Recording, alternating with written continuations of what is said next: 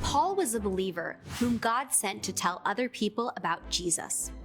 Paul spent many years traveling and meeting with people to share the good news. Sometimes when Paul was away, he would write a letter to Christians in a city to teach them or remind them about what is true. Paul was in Corinth when he wrote a letter to Christians in Rome. Paul's letter to the Romans explains what it means to be a Christian, a follower of Jesus Christ. Paul's word encouraged believers and showed them how they should live every day. In one part of his letter to the Romans, Paul wrote, "Friends, I want the Jews to be saved from their sins. I pray that this would happen.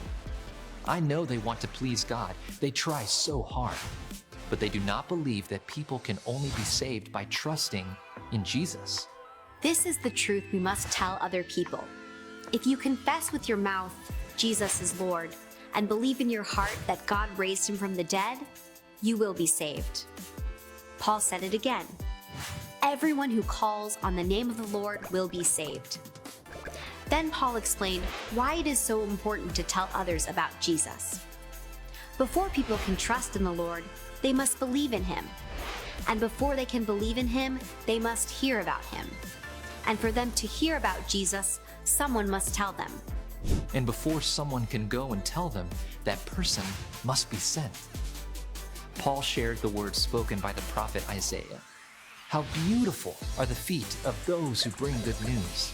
Some people hear the good news and do not believe.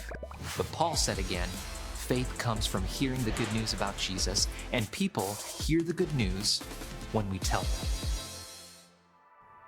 Just as Jesus came into the world so that people might come to trust in him and be saved from their sins, Jesus has sent the church throughout the world to tell others about the salvation that can only be found in Jesus Christ.